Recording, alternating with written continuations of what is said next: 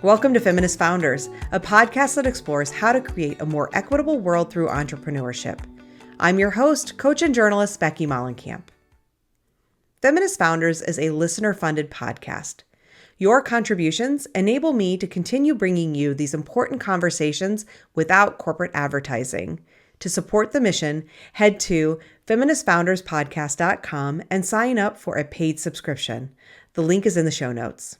Now, on to today's show.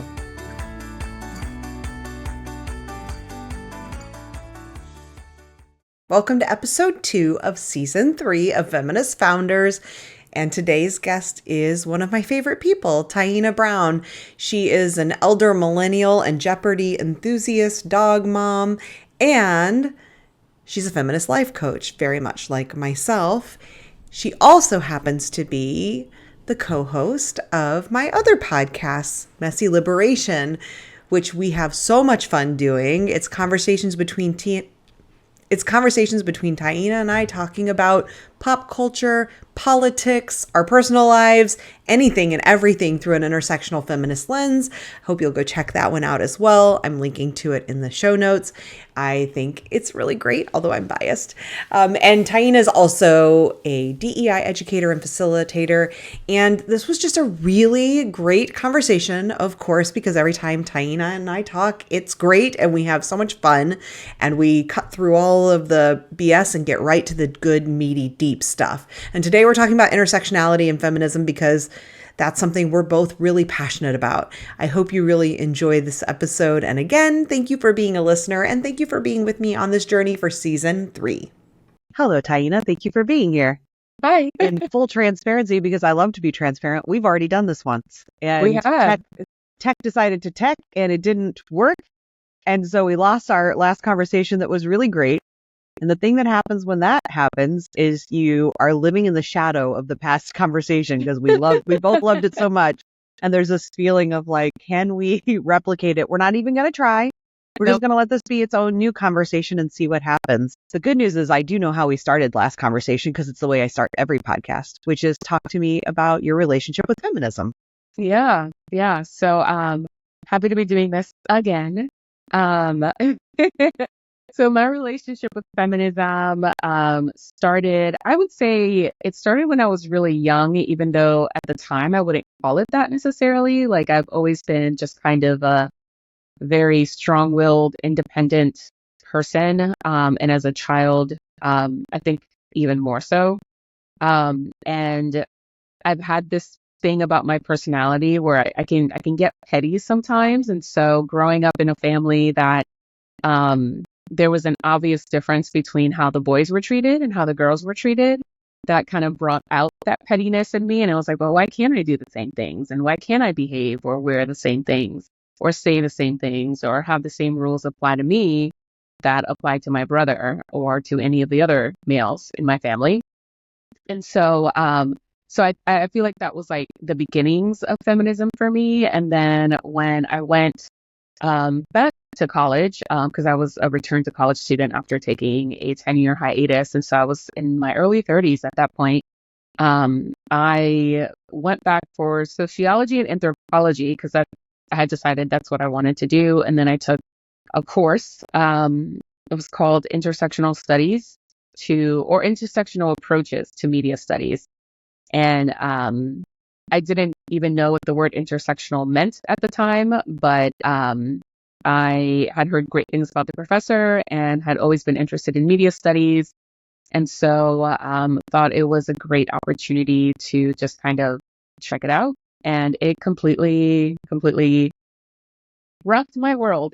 I felt like I finally had like a language for really talking about like my own experience and how I felt about some things about the world. And so after that one course, decided to change my major to women's and gender studies. And that has kind of been my relationship with feminism since then. It's mostly, or not mostly, but it's strongly academic. And so a lot of reading and engagement with like other feminist thinkers. Well, and regular listeners of the show will probably know that there's been historically a fairly distinct division between white women and women of color on the show, where white women almost always have a great answer, an immediate answer to what is your relationship with feminism. They have a connection to that word. And historically on the show, most women of color, especially Black women, seem to have less so or more of a complicated relationship for all the reasons that we've talked about on the show. But I'm just wondering, like, you being sort of an exception in that, as a Black woman who's like, no, I really own this word and love that. Talk to me about that. What do you think that's about? Yeah, so I'm glad you brought that up because there does seem to be a disengagement with the not field, but like the idea of like feminism as most people understand it and know it from women in the Black community. And that is really due to the fact that like historically feminism has left Black women out of its conversation, out of the dialogue. And so when we think about the different waves of feminism, right, going back to the first wave, which was like the suffragette movement, the second wave, which was like the bra burning movement. And you can see how even with the first wave movement, right, they were fighting for the right for women to vote, but for white women to vote. Some of the people that we most associate with that movement were actively fighting against Black women getting the right to vote. So not even not in bringing them into the fold, but actively saying, no, we're not talking about you. Yeah. And then you get to the second wave, right, which is like the bra burning, which kind of overlaps a little bit with like the civil rights movement. And this is where you really start to see Black women start to officially talk about the concept of womanism, because what they were experiencing was like right in the feminist movement, there was no space for being Black. And in the civil rights movement and the Black Panther movement, there was no space for being a woman. And so they had to create their own unique space for Black women. And so that's where we get things like the Combahee River Collective, and their little indictment on feminism and womanism, etc. And what's interesting about how feminism has historically left Black women out and has been mostly pushed by white women also is, this is a part I remember from our last conversation, is we talked about how even those first wave feminists, those suffragettes, they picked up those ideas from the indigenous populations that they saw because there was a lot of equity and there was a lot of matrilineal privilege and power in a lot of the indigenous nations. And so I remember reading this article in my introduction to feminism class, and it was, I forgot who the author was. I always forget the author's name, but the name of the article was titled, Who is Your Mother? The Red Roots of Feminism. And so just basically contextualizing that entire first wave. And so I think, today, the way that we engage with feminism and even womanism, like we still see a lot of disparity when it comes to how feminists, specifically white feminists, talk about feminism, right? Like, for instance, an easy example that comes to mind is the wage gap. Usually when feminists are talking about the wage gap, they say, oh yeah, women make 84 cents to every man's dollar. Well, a big context of that is white women make 84 cents. Women of other ethnicities and racial backgrounds make less than 84 cents to a white man's dollar. And so even in the language that we use today, there tends to be some kind of disparity. And so that is why a lot of Black women have a hesitancy or are just completely not okay with identifying as feminists, but are more comfortable identifying as a womanist, which is something that the author Alice Walker, she coined that phrase. For me, I am extremely comfortable with both terms, but my introduction to these ideas of liberation and equity came from a strictly feminist lens because that was my introduction into these specific types of ideas. And the professor that I had was a Black woman. And so when I was first introduced to these concepts as a 30-something-year-old college student, I didn't see a difference And so, in the ideas, I've definitely experienced a difference, right, in my day-to-day experiences. But my entry point was feminism, and so that's kind of where I sit on the debate. Not that womanism isn't valid. I feel like obviously womanism has its place and is absolutely necessary and needed. But that has been my experience. Yeah, it just has me thinking about these waves of feminism because we haven't really explicitly talked about these on an episode. And I think it's interesting to do so because you mentioned that first wave talking about suffragettes and how very explicitly exclusive that was for white women. And then moving into that second wave, which is interesting because that's like the longest time period between waves of feminism is that to the second wave, which is in that 60s, 70s, the Gloria Steinems, the Bella Abzugs, that time of Ms. Magazine coming along, and also this bringing in, sort of the Audre Lordes and the, Bell Hooks, even although she's a little bit towards the end of that, but coming in and starting to say like, hey, we're a part of this movement too. And then I think what you notice in that second wave is like this real exclusion of lesbians, queer folks sort of being, and that sort of being some of that response, especially among, my understanding of it anyway, you can tell me if you have the same understanding, is among the Black women saying, hey, we can't be leaving out our queer sisters in this movement, right? And there again being where it's like the folks with the most privilege, no shock, are the ones who are like the least aware of the ways all of our identities play with each other, and how if we're talking about women, we need to be talking about all women. And those who have the most privileged identities are sort of like, well, I'm talking about me as a woman and not being able to understand. And it's always Black women who are like, hey, let's talk about all women, right?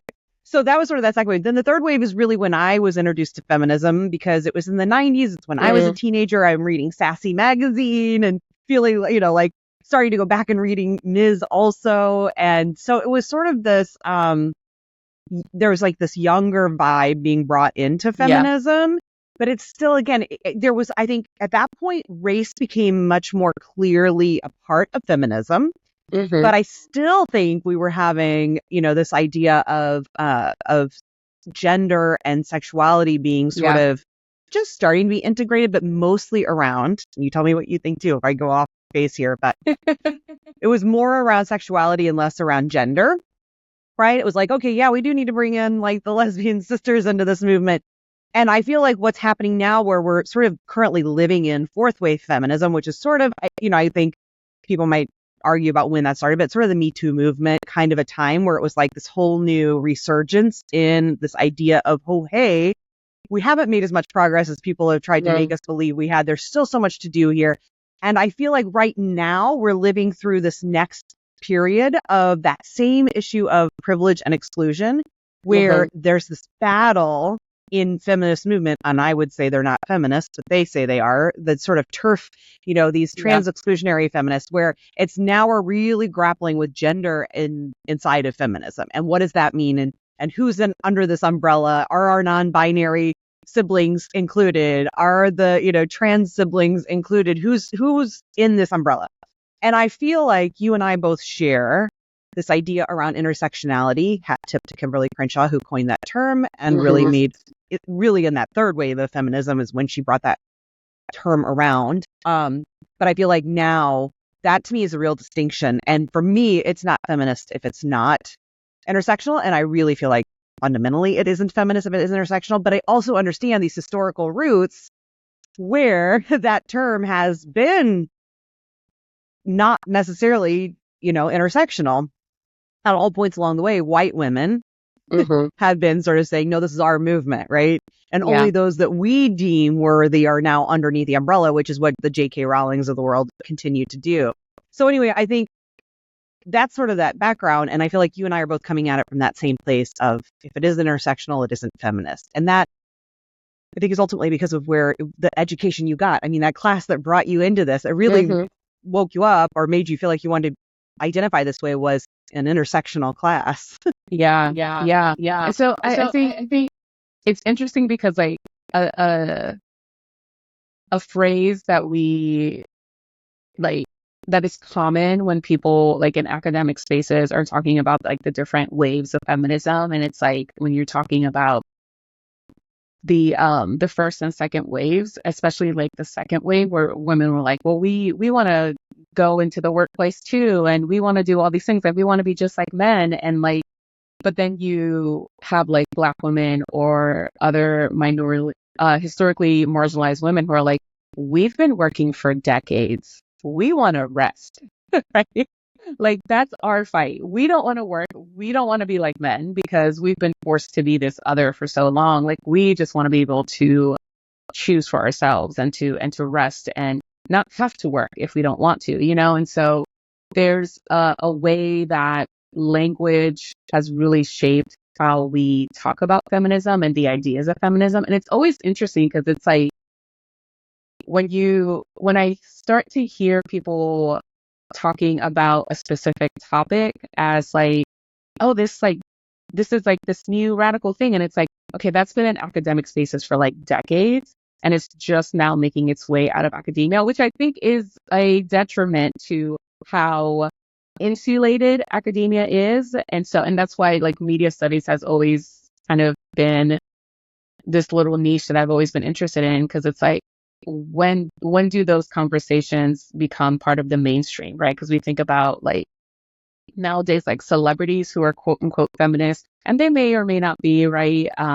But that's their own journey. But it's like these ideas that people have been grappling with in private, whether it's in academic spaces or just like in very small cohorts. Like, I mean, I mentioned the Combahee River Collective from the second wave, and they were a group of lesbians. They weren't just Black women. They were a group of Black lesbians who broke away and did their own thing because they were facing heteronormative shit in the civil rights movement and the Black Panther movement, and then racial shit in the feminist movement. And so they're like, how do we create our own space of belonging, right? Where we can take the best of the Black culture that we love and the feminist principles that we love and like merge those together. And so that's where womanism really came about. And I think with intersectionality, I think what's really interesting and necessary about that is that it really allows us to explore the different ways that we all have the different ways that we all engage with like systems of power and privilege, right? And so there's tends to be this idea sometimes that if you suffer oppression at any point, then you're just like 100% oppressed. And I think what things like intersectionality help us to see is that we all have different points of power and privilege that we occupy, some more than others, 100%. But I just remember graduating from college and feeling like that was an immense privilege that I had, being able to go to a small, private, liberal arts school, traditionally just for women, with an extremely high tuition rate. Thank you, student loans. But like I was just like, it's a privilege to be here in this space and to think about it in that context. Like, obviously, there were things that were happening on camp, not obviously, but there were things that were happening on campus that I was like, this is not right. Like, this is systemic oppression, you know, embedded into this academic institution. But it was also such a privilege to be able to sit in those classrooms and learn from those professors and be in a space that was dedicated to my educational instruction. And so that liminal space that a lot of us occupy on a day-to-day, depending on the context, that's intersectionality, right? Like that's how we engage with intersectionality. And that is how we can make sense of these contradictions that we feel happening to us every day. Because it's like, well, I'm oppressed, but I'm not oppressed. I am a feminist or a womanist, but I love Taylor Swift or Beyonce's music, you know? And it's like, how do you make sense of those contradictions, right? How do you make sense of these like opposing forces that you have to contend with every day? And intersectionality helps us to do that. you just hit on where my head was going to, which is intersectionality to me at its core is about removing binaries. Like it's about no more this or that. It's like this and that. It is how do we understand the way all of these things overlap, play together, and it all creates the big and. And that's why I love it. I love this, like, I want to stop exploring the either or, but let's look at the and. Why can't it be and? But it's nuanced. Intersectionality is about nuance. And I think that is the struggle because we as Americans, for the very reasons that intersectionality exists, is like trying to fight the oppression that exists to liberation, to me, exists in nuance. Yeah. It is how do I begin to get to that place of saying it can be both and, not either or? How can I recognize that? How do I see all of the ways things play together? That's so challenging for people because we are so, like, the waters that we swim in from birth are these hierarchical, binary sorts of waters that teach us everything has to be either or. And everything's pitted against each other because when you are ranking humans in hierarchy, that's what happens. And I think that to me is that's the struggle. As a person who is, as a white woman who is very much in that group of people that have historically been problematic, I think to me, so much of it boils down to that. It boils down to the lack of ability to see nuance and to see the both and. Because basically, once I begin to say, oh, you have another oppression that I don't have, if I can't if I can't see a nuanced view of the world, if I can't understand the both and, it becomes either or. So then your oppression is worse than mine, right? Oh, yours is more important than mine, or mine is more important than yours. And that becomes so threatening if you are still in that headspace. That's threatening. It's threatening to say, oh, so now what you're saying is that my oppression doesn't matter. Because it can't be both. It's either or, right?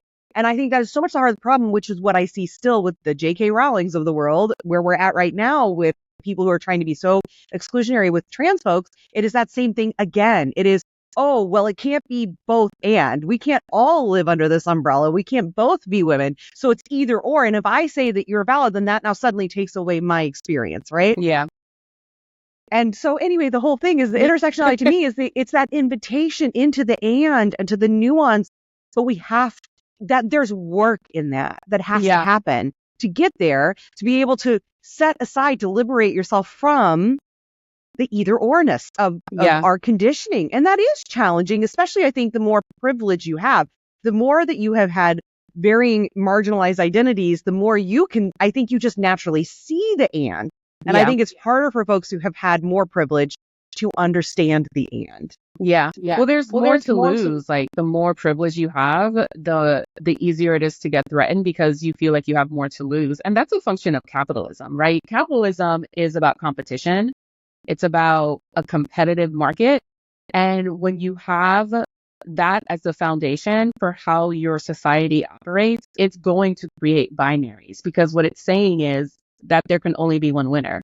And if there can only be one winner, then everyone else is the loser. And even if you might agree with that one person on some things, but on other things you don't, only one of you can be right.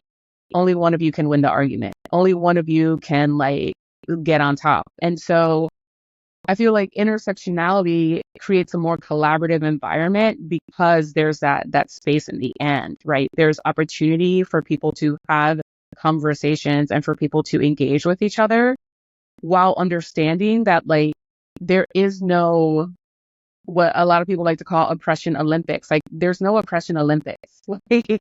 We all have shit that we have to deal with on a day to day. The context of that matters, right? Like if we were to embark on a road trip together and we go into the deep South, right? Becky, you as a white woman, you're going to have more racial privilege than I am going to have in that context.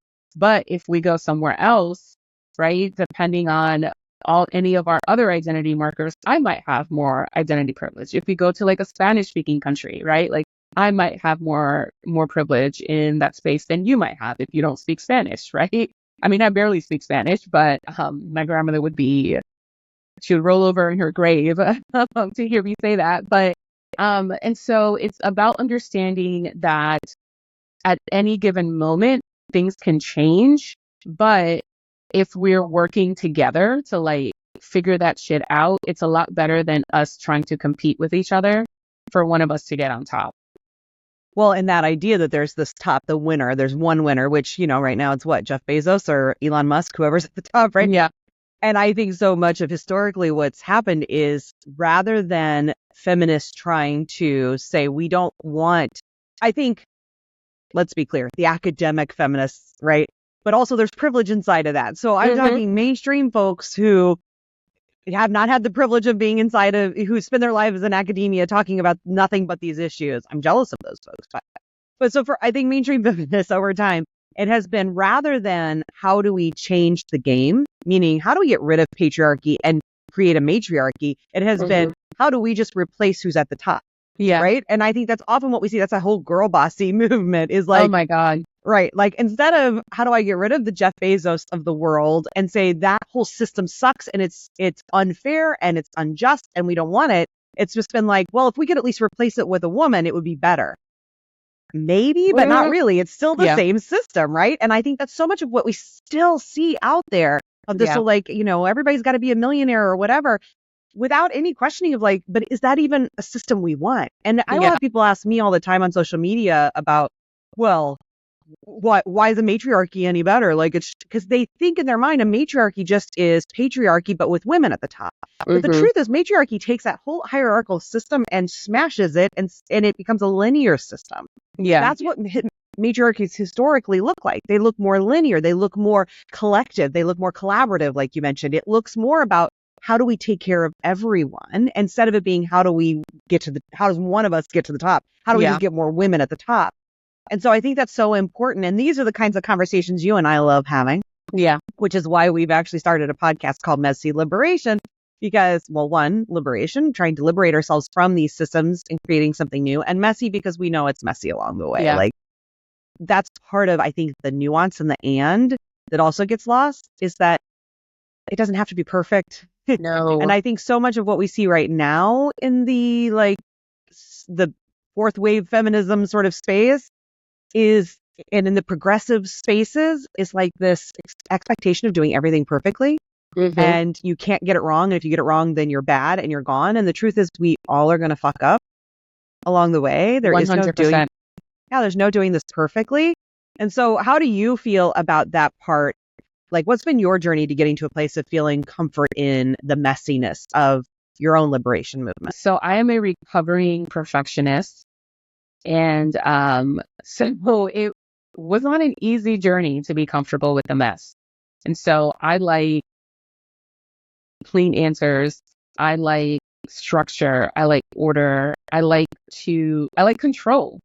Like that's what it really boils down to. Like I like to know what I'm getting myself into. If it is ambiguous in any way, I'm just like not touching it because I need to know what the expected outcome is going to be and what the process is going to look like to get me there.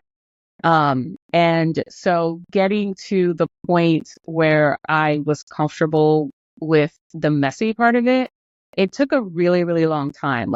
And I think this idea of perfectionism is also rooted in a lot of capitalism and just toxic thinking that things are completely ordered, right?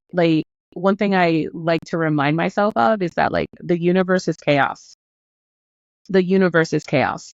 There's a system to it. There's an order to it. There's a mathematical order to it as far as we know, right? I will leave that to the scientists who study that.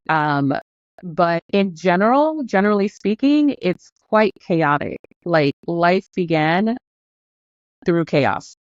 And we are literally made up of the same thing that is out in the universe, right? We are made of the same thing. So if everything out there in space is chaotic, what makes me think that I'm going to have control or not expect chaos? That's hubris. That's pure ego to think that I can constantly be in control. I can constantly predict the outcome. That's just my ego. And so once I was able to, once I allowed myself, I will say, not once I was able to, but once I allowed myself to let go of that need for constant control, then I was able to see the messy part as a creative project, right? The whole idea of being in that and space instead of the either or, the whole idea of the messy part is that there's no model for what we're trying to build. So we really have to get our hands dirty to create something. And that means that there's going to be failures, there's going to be mistakes, there's going to be times where we're just like, that didn't quite work the way I expected it to. Maybe there's some tweaks or something that we can implement next time. And so seeing it as a creative project allowed me to be more comfortable with the mistakes, with the perceived failure, right? With this idea that it is sometimes going to be ambiguous, but the goal, the outcome is clearly defined because it's trying to come up with a new way to live life that doesn't fucking exhaust you from all the mental and emotional energy that you have to put out there when you're contending with systems and structures and people who are intent on your harm. Yes. It makes me think of, well, there's a couple of ways I could go because I want to talk about imposter syndrome. And I feel like the perfectionism and the nuance and all of these things play into that. But before we go there, I think I want to bring in this thing that you shared on Instagram that really struck me, which was how much is love and hope driving my resistance? It was about what's happening in Palestine, which again, last time we talked, unfortunately, nothing's changed. Our hope is that by the time this airs, maybe things will have changed and there's no longer a genocide happening. But this is where we're at right now as we're recording this. And you're talking about how much is love and hope driving your resistance. And it makes me think about this world that you want to build, right? Like there is no model for it. We don't know what we're trying to create. We know what exists doesn't work. It's not working for most of us. Yeah. You want something different, but what does it look like? And I find that often inside of that, and I'm older than you, and so maybe this is a Gen X thing because we're the slacker generation. We're like very nihilist, I think. And so there's this part of me that is like, I know what I don't want. And so often I find myself railing against that. Mm-hmm. And what I have found is often the millennial and especially Gen Z folks in my life, these feminists that show up, and I am so grateful for them, they're the ones who are asking me, then what is it you do want? Mm-hmm. Right? Because I think I can recognize I can get very fixated on what I don't want and get really mad about that.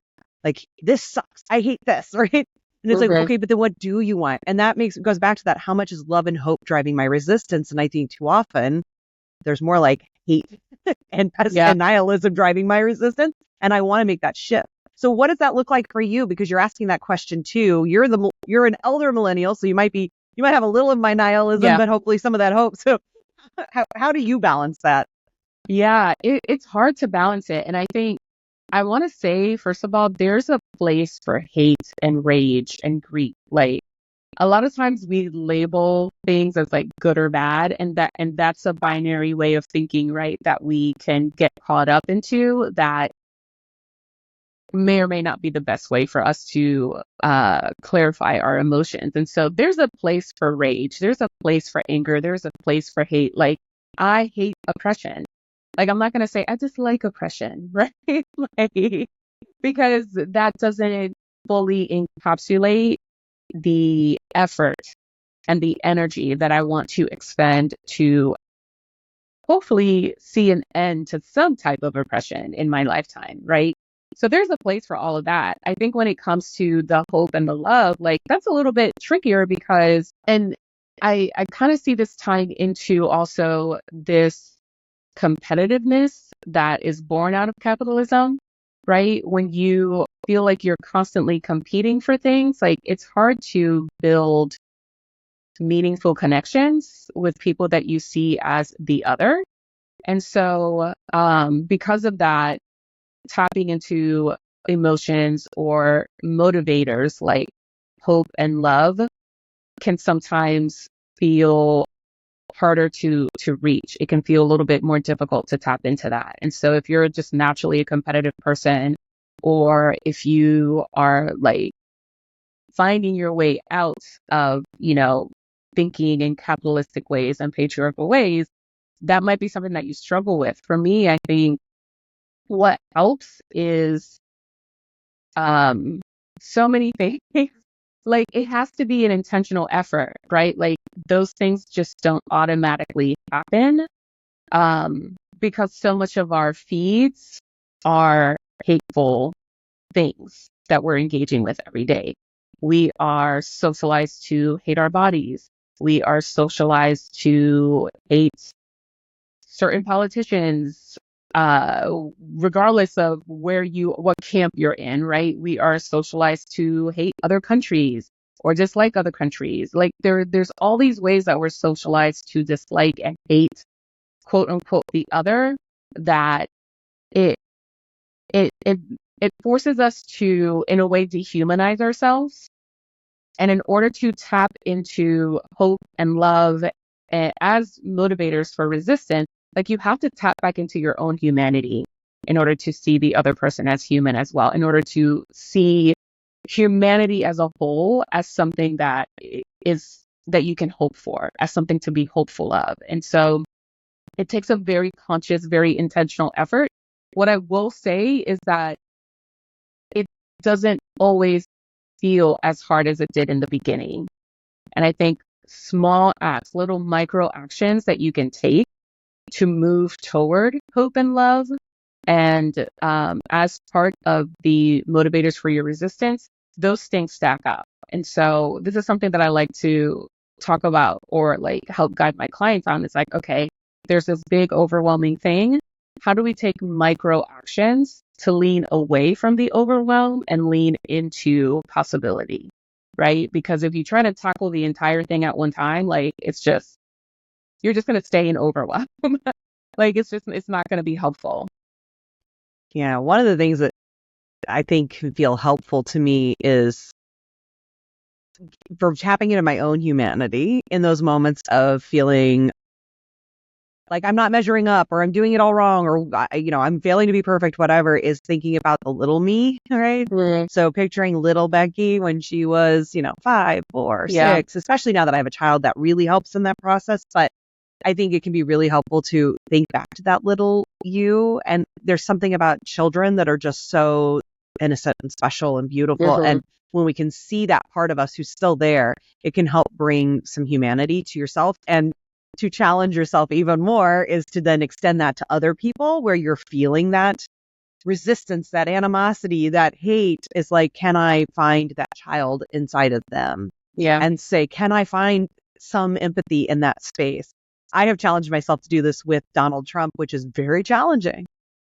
I cannot say I can always do it, but there have been times when I've been able to think of that little tiny Donald Trump when he was 5 and 6, and knowing what I know about his parents and the rejection, and like, I can't even imagine the pain that little child felt. It doesn't excuse who someone is now, so it's not about that.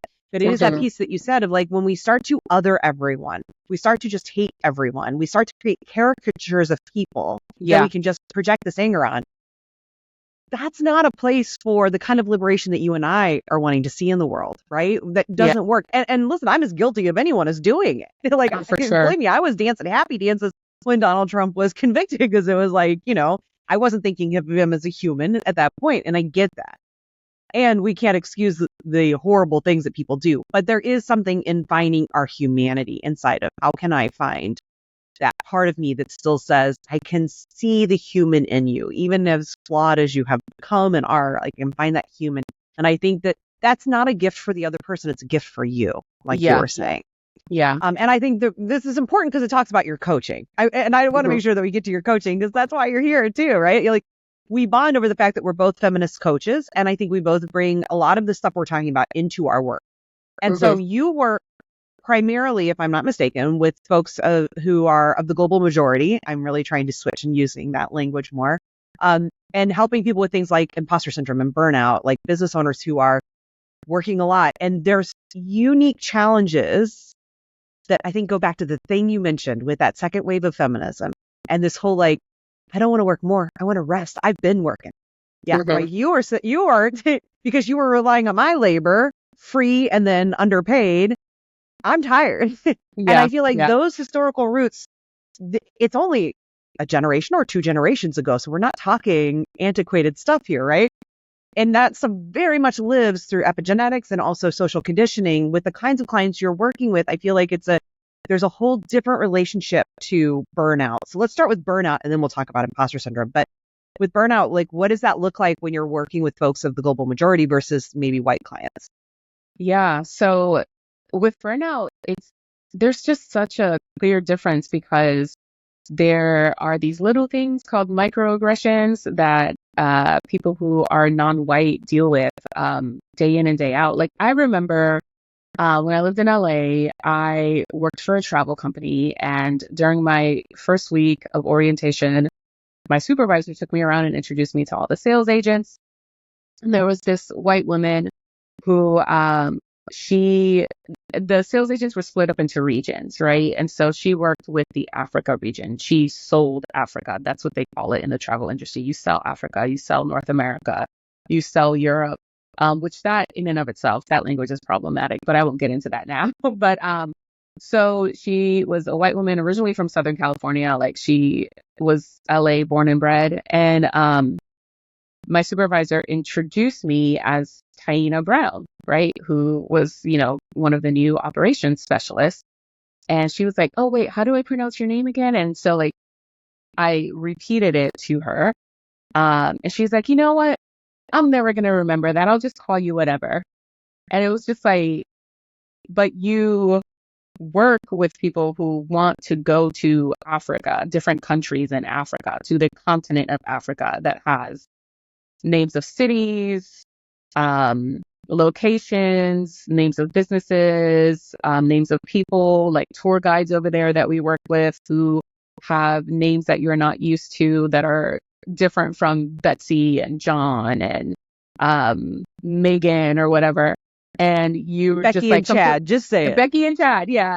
The Chads and the Kevins and all those people, but you are just completely unwilling to learn your colleague's name that you're going to be working with 5 days in the office for 8 hours a day. And so those little things, like they take so much emotional and mental energy that you're not just exhausted from the work, right? Regardless of what the work is, regardless if it's physical labor, if it's quote unquote white collar work, right? Like you're exhausted from the extra emotional labor and mental labor that you have to put in to deal with that nonsense and to keep yourself in check, right? So those are two different things, right? Like let's really parse this out and get into the nuance of it. It's not just, oh man, so many meetings today. Like I had 8 meetings today or 5 meetings today. It's like, no, I had 5 meetings today and John kept asking me to be the note taker and, some so-and-so mansplained something to me and I made a suggestion and somebody else kind of stole it. And now all of a sudden it was a brilliant idea. And so it's like, when you list all those things out, like that shit adds up. And so then at the end of the day or at the end of the week, like you don't have energy for like creative world building. You don't have energy for empathy for the other person sometimes because you have to deal with all of that. And so when I work with my clients on burnout, like it's less about, well, let's figure out your calendar or let's figure out your day to day or whatever. Like there is some of that, that we do, but the majority of the time is spent on figuring out, okay, how do we navigate these systems that you have to participate in a way that isn't going to burn you out, right? Because a lot of times when people talk about burnout, they're talking about people who don't know how to use their time wisely. Like that's the framing of burnout, right? It's that let's be more productive with our time, do time blocking exercises or do this with your calendar or do that with your calendar. But the issue for the folks that I work with is like, it's not the calendaring. It's not the time management. It's all this other bullshit that they have to deal with that is emotionally and mentally taxing. Yeah. I don't want to center whiteness here. I want to bring it back. I just want to acknowledge, how do I want to say this? I don't want to center whiteness. I am trying to find this commonality of my understanding, which is, I think for women, the piece where I understand it with women in general is like often there's the extra caretaking and emotional labor happening inside the home that goes uncompensated, that's on top of the work time. Yeah. Some of those same microaggressions from men are happening. And then you're adding another layer, or perhaps more, depending on, perhaps you also have an identity in the LGBTQ family, and then you also have, whatever identity you have of the global majority. Those are additional layers of aggressions happening on top of that. So I think white women might be able to understand as far as like, I have all of these other things that are going beyond just showing up to my 9 to 5 and getting my work done, or running my business and getting my work done. I'm also managing a husband who's not contributing enough. And I have to remember the kids' birthdays and all of things, right? And then I also have this male client who keeps assuming I'm the secretary or whatever. And then you're adding on top of that even more layers. So for a white woman, we can understand there's already these additional layers that a white man doesn't have. Then if you're adding on, if you have an identity of the global majority, there's a whole new set of layers of things that happen. Microaggressions, assumptions, all the shit that you have to deal with. And then also perhaps if you have a queer identity, that's even more. And so we're now talking like all of this stuff that just compounds and compounds and compounds. It goes well beyond, because I think even for white women, it's not always like, sure, there's the time management. How do I get to be more productive? That's not what burnout is. And white women also experience burnout for all the reasons we just said. But what you're saying is for the clients that you're working with, there's even more that's compounding on top of those things that we just, as a white woman, I can't understand. I won't experience. That adds even more. Plus, I think the piece that we talked about earlier, which is this historic stuff that lives in this, like it literally lives in your DNA. Yeah. Right? Yeah. And and then you're getting paid less also. Which is huge. Yeah. Huge part of that, right? So you're doing more for less with all the other bullshit coming along, not to mention historic and cultural experiences around work and rest. And whether you're deserving of rest, allowed to have rest, what rest means. And I think every culture has their ideas around rest. I mean, I certainly know as a white woman living in America, rest is viewed often as laziness, right? You're not being productive, and productivity is like godliness. And so we have to grapple with that. But there's even more, I am sure, that your clients are grappling with culturally around rest. And I think all women, right, or all non-men folks can probably identify with this idea that, like, if you are not the man in any situation, then you are automatically the caretaker, right? And so, so whether you identify as like a woman or someone who is like gender expansive or non-binary, like that role might be projected onto you in any given context at any point in time. And so there's this, I feel like there's like this threshold of like bullshit that like you can only take so much, right? And so this concept of rest, like if you grow up in that kind of environment where the role of caretaker is just automatically assigned to you, first of all, without your consent, right? So let's talk about consent culture here as well. But and then you grow up like that and you just kind of forget how to not be the caretaker, right? And so now all of a sudden, you're not just fighting the external systems that have projected that onto you, you're also fighting what feels like your own nature. You're also fighting what feels like just what comes naturally to you to be a caretaker, right? And so even though that may or may not be the role that you want to be in, and you might not naturally be a caretaker, you're just so used to doing it all the time that you don't know how to do anything else. And so there's a lot of unlearning that my clients have to do sometimes to get to the point where they can finally be like, okay, I've unlearned all of this. Now, what do I fill that extra space in with, right? Like, it's kind of like what you were talking about earlier. It's like, okay, I'm raging against this, but then what happens after that? Which is why Rest is Resistance by Tricia Hersey of the Nat Ministry, we'll link to that in the show notes, is so beautiful. Like that book for me, and I don't hold all these other identities, that she does and that she's speaking about and to, but it was beautiful in this, like, it felt like a sermon on why rest is liberatory, because it is this act of resistance. It's not just, frivolous or fun or something nice to have or whatever. Rest is a right. And it is one that we have been denied, that consent piece of like, we have not been given that as women. And then even for way much more so for folks of the global majority who have had their rest absolutely stripped of them, right? Fully without consent and have been forced into labor, that it truly is an act of liberation to say, no, my rest is important and I'm going to take it.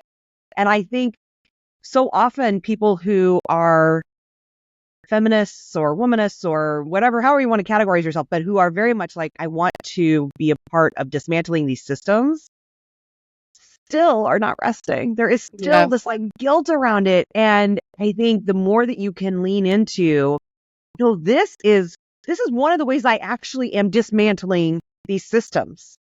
That's really important. I'm assuming it's a part of the work you're doing with people. Yeah. So one of the things that I do with my clients who struggle with rest is we go through a rest audit. And so I think it's important to clarify that like a lot of times we think of rest as like sleep or not doing anything. And I think that's one of the reasons why we think of rest as being lazy. Obviously it's a lot more complicated than that, but rest isn't always passive. Like rest can also be active. Like, I came across an author, of course I forgot her name. I'm so horrible with names, but, she wrote a book called Sacred Rest. And even though I don't necessarily ascribe to a lot of like her religious beliefs, I really love the way that she broke down these different components of rest. So she broke down rest into, 7 different types of rest. And then I added in an 8th, which is sleep, because that is rest. That's rest for your physical body. And so some of those components include emotional rest, mental rest, creative rest, right? And so creative rest is a really big one. Creative rest can actually be completely active, right? When I'm out working and tending to my garden, that feels restful to me, even though I am physically active, because it is an activity that sustains me. It's not something that strips me of my dignity. It's not something that exhausts me. Like physically, I might be tired afterwards, but creatively and mentally and emotionally, I'm in a place of well-being. Understanding the complexity of rest, I think I kind of think of it as like a backdoor into avoiding burnout, right? And so if we can't directly tackle the big issue of burnout, which it could be you're in a toxic work environment and that's not something that you can necessarily like just up and leave tomorrow for whatever reason, right? Because maybe you're a caretaker or it's just hard to find a job in today's job market, right? Like this backdoor into better understanding rest and focusing on activities that sustain you will help to mitigate some of that burnout until you can leave that situation. When I started seeing rest as a short word for restorative, it helped me in thinking, what are the things that restore like who I am, right? Me at my core. What brings me back to me and makes me feel like I'm restoring Becky? And that helped me with thinking about rest beyond just sleep. So I love that. And I like that you mentioned that, well, first of all, this is like rest is liberatory, and also that it's part of this bigger systemic stuff that we exist inside of, and we can't always change the systemic parts, but we can address how we exist within it. And that brings me to imposter syndrome, which is the last thing I want to talk about, because that's very much the same sort of thing in my mind, right? Women have been made to believe that we have a syndrome. Like this has been made into a sickness, as it were. Like there is something wrong with us when we feel doubt about our abilities, or we worry that others are going to judge, that we don't know what we're doing in a professional setting. It happened in the 70s with a couple of psychologists. And it was they were studying women and what this unique phenomenon was of this like feeling like an imposter, without just saying like, it's the 1970s. Women are entering the workforce at numbers that have never happened before. This is all new to them, right? It's the late 70s. Gee, I wonder what might make them feel like they don't belong here, or like others are judging them as being inferior inside of these spaces, right? Like, duh. Like, I just think something that is clearly such a systemic issue was instead made into this thing that uniquely was about women and their internal inadequacy. Like there was something Yeah. wrong with them. And it boggles my mind that we are here now 40, 50 years later, still talking about this thing called imposter syndrome. And now more men, I notice, are starting to use the term, but it is still largely used about and by women to describe these feelings of doubt inside of the workplace that were born out of very real and continue to be related to very real differences in what the professional experience is like for women, and most especially for women of color, versus white men. And yet, here we are pathologizing it. So you are dealing with imposter syndrome. It takes me to the quote, before I unleash you on this topic. You have a quote on your website that I absolutely love from Bunny Michael that says, "What if imposter syndrome is a precursor to realizing you are here to disrupt and revolutionize the status quo? What if being an imposter to an oppressive system means you are here to tear it down?" And I love that because it feels like what we've been talking about, which is finally saying, fuck that, I'm not an imposter. I'm just a woman or a woman of color existing inside of a system not built for me. So fuck you and fuck that. I don't own that title. To me, feels like the same as saying like rest is revolutionary. Disowning this whole imposter syndrome bullshit feels revolutionary. It feels like part of liberating ourselves from the systems. Go. I was just thinking, I was like, because the original article, like you said, was like late 70s, two psychologists, and they called it imposter phenomenon. And it just made me think, or it made me question, like, at what point did it go from phenomenon to syndrome? You're the one who pathologized it, first of all, because again, language matters. Like how we talk about things matters. So like imposter phenomenon and imposter syndrome feel different. Those two things feel a little bit different. And so I'm like, was it a man that pathologized it? I would be interested to know that. But so where do I even begin? Where to begin with imposter syndrome? I think, I found myself, I'll speak from my own experience first. I grew up feeling like an imposter all the time. And I think a lot of women of color, people of color experience that. Like you feel like an imposter from a very young age because the systems that we're operating in, especially here in the US, were set up with white men in mind, right? Like, I mean, think about like the Constitution that was created for white men. And the Constitution of the United States has not been updated, really. It has not been changed to reflect the diversity of this country, right? There have been amendments put into it, but amendments are like suggestions. Like they're treated as suggestions. And so if you are not a white man, heterosexual man in this country, the sense of being an imposter, the sense of not belonging, right? Which are two different things, right? Sometimes we feel like we don't belong and we call it imposter syndrome, because that's what we're told it is, right? But what it really boils down to is, where do you feel like you belong, right?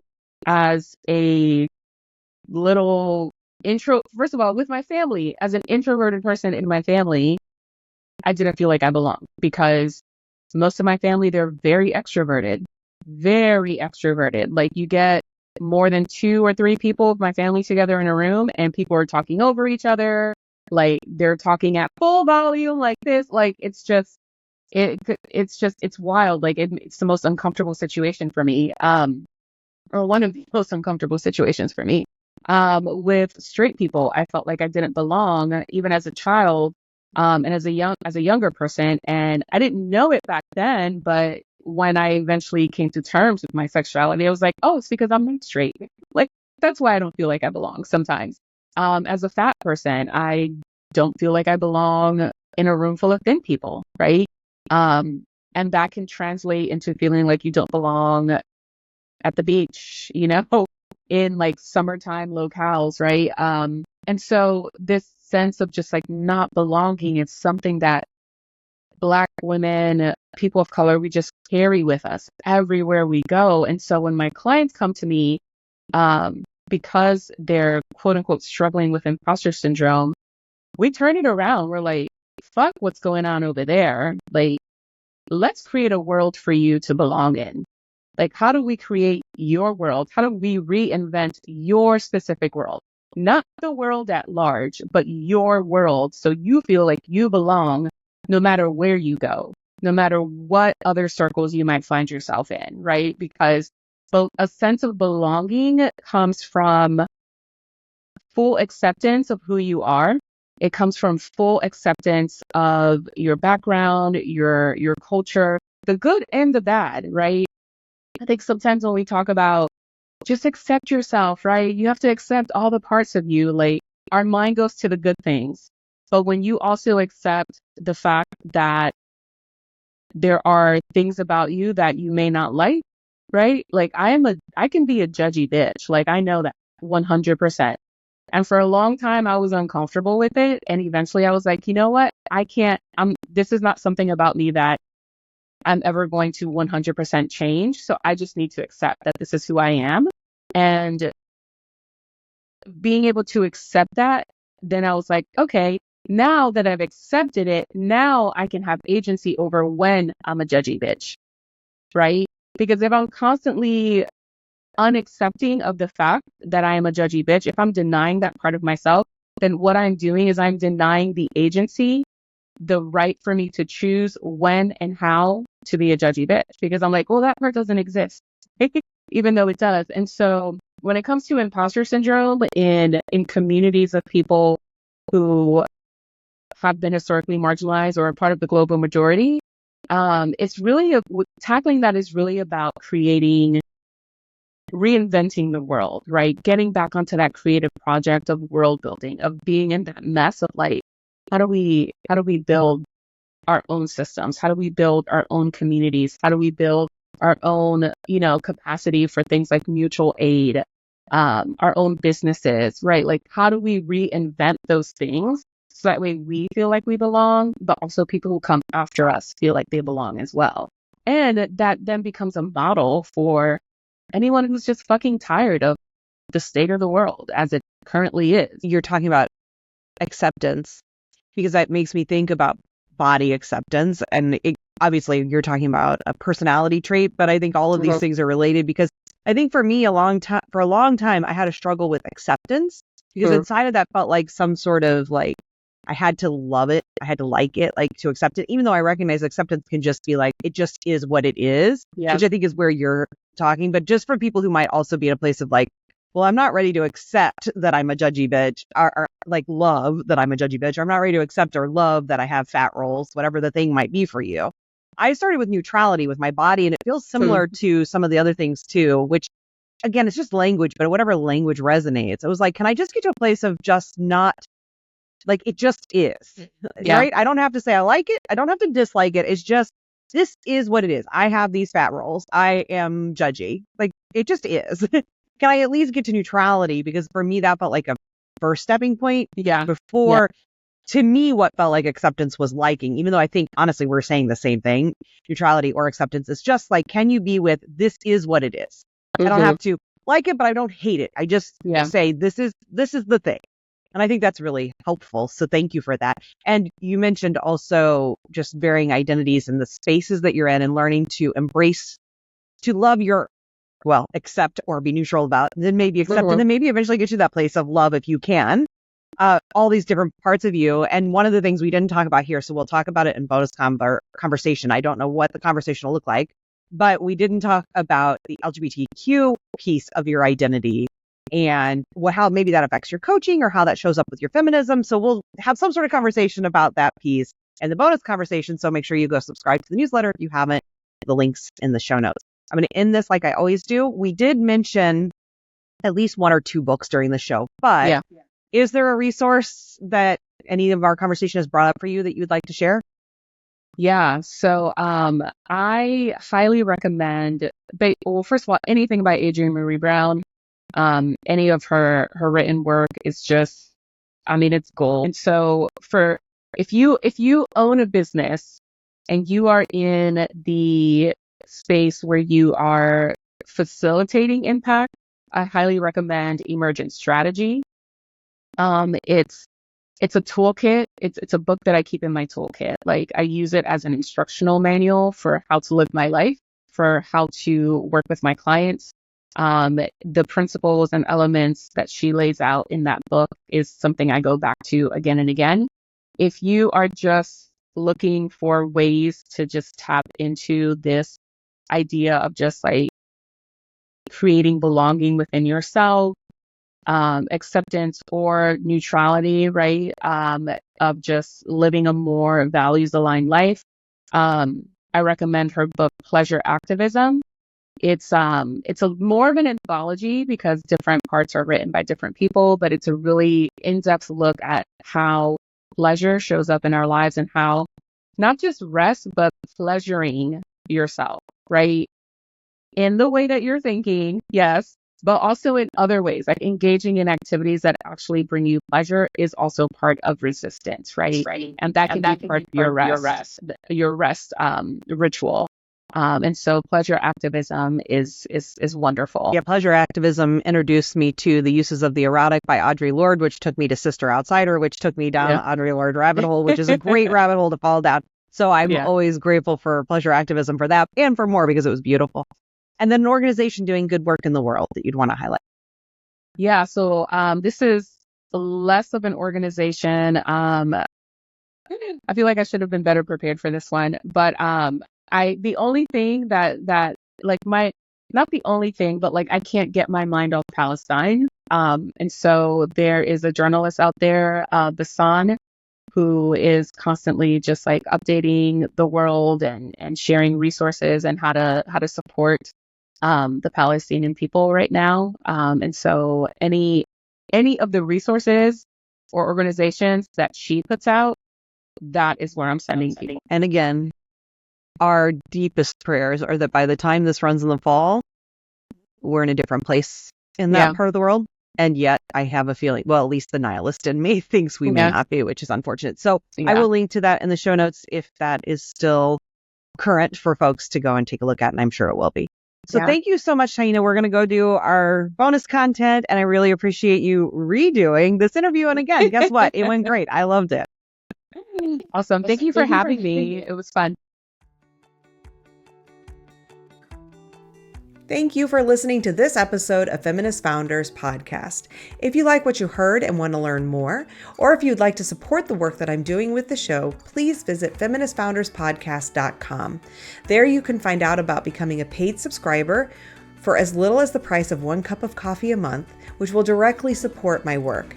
You can also find the show notes and find the bookshop.org website where you can order any of the books mentioned in this or any episode, which will also support the work I'm doing. The link to all of that is in the show notes.